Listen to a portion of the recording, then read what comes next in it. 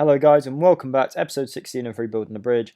I'm Jake and today we're going to be doing the January transfer window update slash a game against West Ham because we didn't really make enough signings in January for it to be a full video and I didn't really want to drag it out for the sake of it. So we're going to mix them together, and this West Ham game that we're going to be playing is very important and I'll show you why in a second. But first let's start with the transfer business. So these transfers you can see here are the ones that will happen officially when next season starts. That's why they're shown here. So the first one, not really important. This Tierno Barlow basically decided that he didn't want to sign a new contract here and he's joining Kaiserslautern. I'm not going to try and pronounce that. I assume it's an Austrian team. Let's find out. Oh, it's a German team, second league German team.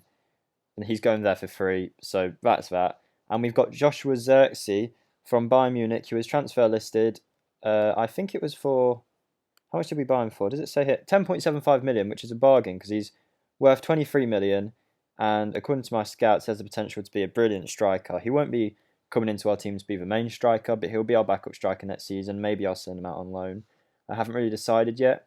It all depends on what happens with the rest of our striker situations, which is a problem at the minute, and I'll show you why in a second. But yeah, Joshua Zirkzee will come in at the start of next season. So he won't be here for any of this season. He was transfer listed for 10 million. He's worth 20. Even if we just sold him on the second he got here, it would be a good deal. I mean, he's got 16 finishing, 16 first touch, 15 anticipation, 15 composure, good technique, and good physical stats. So he's labelled as a wonder kid too. This can only be a positive signing. I mean, worst case scenario, we sell him as soon as we get here, and we still make a 10 million profit. So yeah, he's coming in. But in terms of the big transfers that we did, I showed you Zeballos before, but yeah, we brought in Arling Harland from Borussia Dortmund. I mean, he's one of the biggest talents in world football right now in real life, and so was he in the game. Now, I didn't plan on getting him. He was on my shortlist for a while. The idea was if eventually Timo Werner left or Abraham left, I'd bring him in to replace him, because at Borussia Dortmund, he had a £65 million release clause. Now, I was in a January transfer window, like, yeah, we'll be fine, don't need to buy anyone. And then all I saw was a little message that popped up that said Arling Harland is negotiating a new contract with Borussia Dortmund. Now, I knew that once he signed this contract, he'd only just signed one with Dortmund before that. So the chances were that they were doing it to get rid of his release clause. So I quickly activated his release clause and thinking that he wouldn't want to sign anyway, but he did. And then it was kind of a case of, well, we can have him for £65 million. I mean, he's worth 75 base value. I could probably sell him for about 100 million or more. So I thought, you know what, let's activate it and bring him in, and we'll get rid of one of our strikers, either Werner or Abraham, because the chance to buy Haaland, I can't really pass it up. So I did bring Haaland in, but then none of the strikers left. So we're now left with a three striker situation, three very talented strikers based on how they perform for us: Werner, Abraham and Haaland. And so far, since I brought Haaland in, it's kind of been Haaland as the main striker, Werner as the second striker, and Abraham is just not really getting a look in. So next summer I'll be looking to move one of them on or loan one of them out, because yeah, I just can't really have three strikers getting paid £100,000 a week expecting to all be first team strikers. It was kind of a stupid decision on my end, but I couldn't really pass up the chance to buy him. And then we also bought this man, Pedri. He's a winger slash attacking midfielder. He can play both very well. He can also play on the right wing pretty well too. He is a wonder kid. He was from Barcelona. I did actually see... So I don't like looking at best wonder kids on the game to buy. But I did see a YouTube video once where someone was talking about how good he was. So when I saw that Barca at transfer listed him for 16 million, and plus a sale that I'll show you in a second, it made sense to bring him in. He's not going to come in as he is the Messiah on the left side who's going to bring us the title. He's here probably in a few years. He'll get proper first team football. Right now, he's like a bit part player. He is having to play at the minute though because of an injury problem that we have. But he's performed pretty well since he's joined. Can I see it here? Yeah, here you go. He's played 8 games, scored 2 goals, 6.94 average rating. Just imagine him as we've just bought Pedro, but 20 years younger. 20 years? Pedro was not 38. 12 years younger. Because we got rid of Pedro last season, now we've got Pedri, both ex-Barcelona players.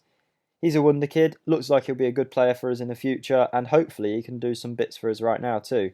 Very good stats, he's determined to, he's got the flair, He's got very good mental stats for his age, and I think he can be a very big player for us. Now, the reason he came in was because, if I can see it here, here it is. David Neres left us for Borussia Dortmund. Now, David Neres had been a good player for us over the years. He was versatile to play on the right and the left. He was one of the first players I brought in this save. But then, I mean, he is valued at a lot higher than what we sold him for. But Borussia Dortmund came in with an offer. I rejected it, thinking Neres won't mind. He'll want to stay here. But no, he wanted to go. He wanted to go to Dortmund. So in the end, I was forced to let him go. The board weren't happy with how much I let him go for. We technically did make a profit, and looking back, as good as I remember him being, here you go. You can see here he played 15 games for us this season and scored 2 goals with an average rating of 6.74. And then in the season before that, he played 14 games and scored 2 goals with an average rating of 6.78. So he never lit the world up, but yeah, I mean, it's interesting to see that Pedri has already matched his goal scoring record for a season. So, you know, maybe we have made a better signing by signing Pedri for less than we sold David Neres for. Sad to see him go, but he obviously wants first team football, so he is gone. I think there was another deal out, but I can't remember what it was. It wasn't anything important. I think it might have been a loan deal or something. But yeah, they're the signings we made, and our new team does look like this. It's still Kepa in goal. Emerson, Upamecano, should be Tomori here, but he's suspended for this game against West Ham. James on the right. Mason Mount I've now dropped into a midfield role because Kante, Kovacic, Ruben Loftus-Cheek, none of them performing really. Even Jorginho isn't. So I'm trying Mason Mount out in this centre midfield role with Jorginho. Pulisic has been superb on the right recently, so he's starting there. Hudson-Odoi has also got a few goals as well, so I'll be looking to bring him on as the game goes on. Sancho on the left, Harland up front, and Pedri is playing in the middle as Mason Mount has now moved down to midfield.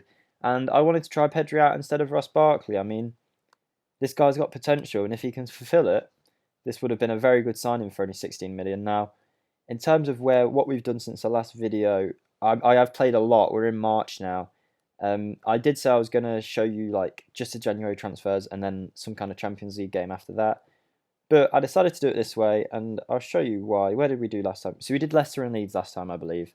We then beat Everton 1-0, Olympiacos 2-1, Liverpool we beat in the Carabao Cup quarter-final. We then won the Club World Cup in brilliant fashion against Boca Juniors, 6-0, hat-trick for Sancho and Werner.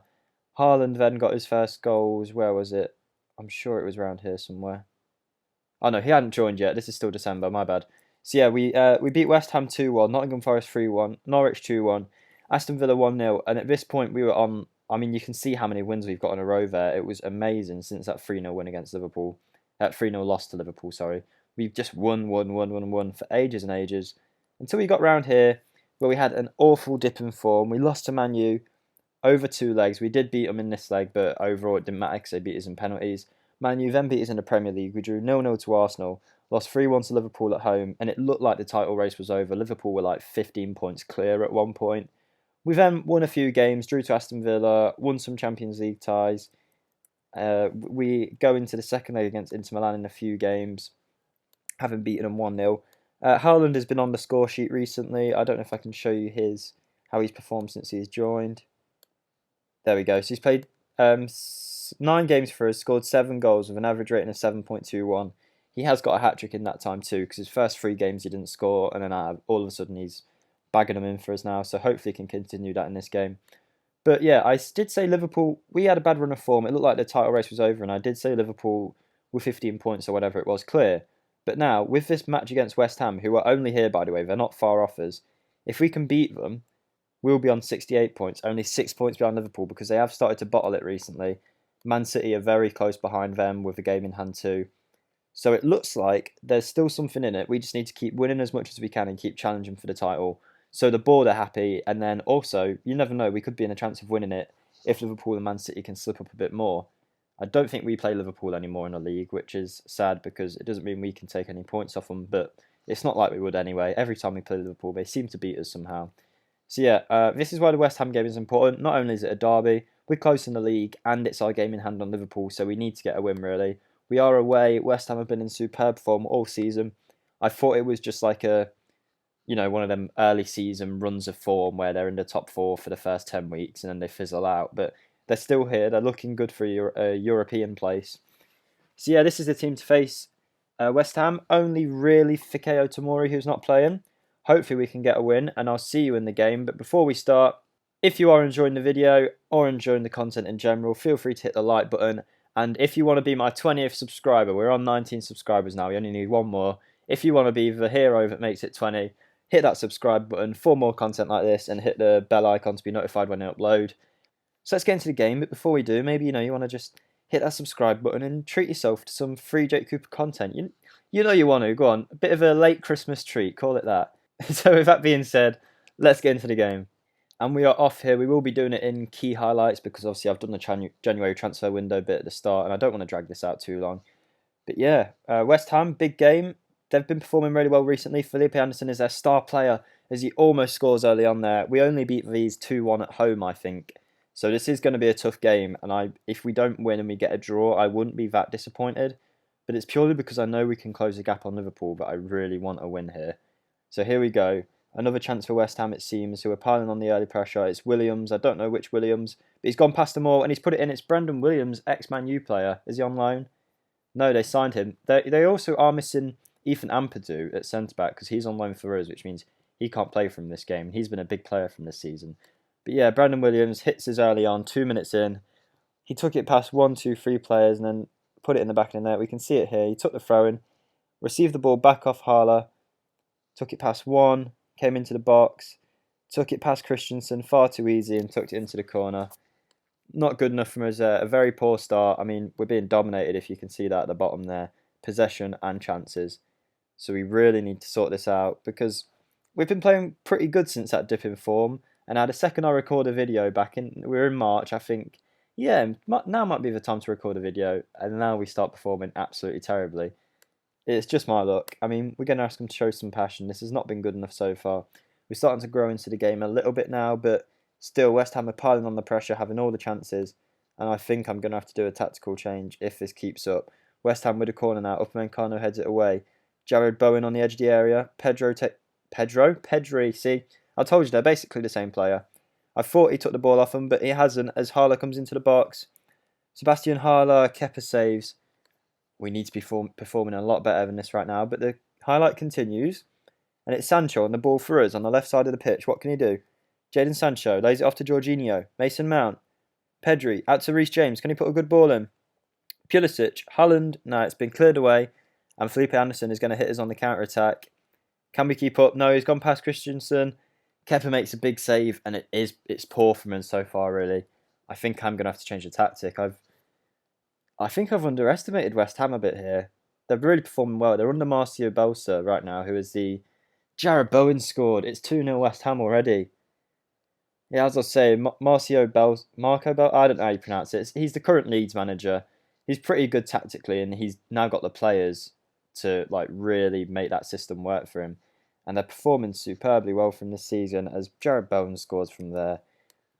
We need to change it up. Half-time. I waited till half-time because I'm going to have to make subs if I change the formation. But it's just not been good enough for us so far at all. Yeah, I'll get us into half-time so I can say something to the boys. Poor performance. Come on, guys. You're on YouTube now. That's what I should be saying to them. Right, I expect to see a much better performance from you in the second half. Let's change the tactic. This is a tactic I am yet to use. I have not used this tactic yet. But we're going to try it. I've been training it for a while. It's a diamond of 4-4-2 diamond. It's basically 4-1-2-1-2 central if you play FIFA. Let's get Timo Werner on as the pressing forward with Harland up front. Interesting to see how them two work together, both ex-Bundesliga forwards. Pedri in the attacking midfield, Mount and Jorginho, and then can we bring on Kante? Is Pulisic in them? You know what? Kante has not performed for us recently, so unfortunately Sancho and Pulisic do not fit into this formation. So this is the team we're going to be going for. I don't know if this is going to work. It could be absolutely terrible. I genuinely have no idea because I haven't used this formation yet. It's probably a very bad idea, but we just need to change it up because we are doing nothing to this West Ham team so far. And we need to actually offer something. As Mason Mount plays the ball into the box, Harland with the header just wide of the post. Not bad, not bad. I mean, it's our first chance of the game, really. We're in the 60th minute now, and nothing's happening for us still. It's a very poor performance and a chance where we could have actually closed the gap on Liverpool, and I really would have liked that, but it doesn't seem like it's going to be happening today. Maybe we've got a chance here to make the last 10 minutes interesting. A ball in. Reece James has scored. Reece James has scored. 30 minutes to go. Well played, Emerson. I don't know how that squeezed its way in because it looked like, from the dots at least, Reece James headed it from very far out, so I don't know how it's gone in. We'll see it now. Emerson crossed it in. I think maybe Werner's like helped Fabianski mess it up. I don't know how, but yeah, 30 minutes to go. There's a chance for us here. West Ham haven't showed anything in the second half since we've changed this formation. Reece James is the hero again for us. I mean, what can we do? Maybe Pedri come off for Ross Barkley? What can we do going into the last few minutes here? Come on. Can we do anything? 5 minutes of added time. Is there going to be one final highlight? Doesn't seem like it. Is it going to be a 2-1 loss to West Ham? It is. I'm sure the board are going to be angry at me for that. And I'm angry at the players because that was a good chance for us to... I've said it a million times, but we just needed to close the gap at the top because now I feel like every time Liverpool give us a chance to catch up, we mess it up, and we're still 8 points behind Liverpool now. I think the title race is over, 8 points behind with 9 games to go. At least for the series, it makes it interesting that we're not just going to be winning competition after competition. So there's that at least, but it's showing that there's work to be done next season. When should we bring the next video back? I'm going to assume that we will knock Inter Milan out, so I'm not going to show that, but I will show this Wolves game against 6 away, and maybe Wolves and Southampton. They'll be good games to watch, I think. So yeah, I'll bring it back for them 2 games, and hopefully by then, I mean, not much is going to change, but we need to win both of them games to even give ourselves a chance of being in this title race. I mean, I'll check their club vision. I imagine they're annoyed at that West Ham loss. Yeah, here you go. Very disappointed with the defeat to West Ham. Only a C+ rating. We might be getting sacked at this rate. You never know. Unfortunately, we did lose today, but hopefully you've enjoyed the video. If you have, feel free to like I've said before. Comment down below if you want to get involved, whether you want to criticise me for the way I managed that match, or maybe you want to praise me for something. That'd be nice after that horrible game. You never know. Hit that subscribe button if you want to see more, and I'll see you in the next video, guys. I hope you've enjoyed, and goodbye.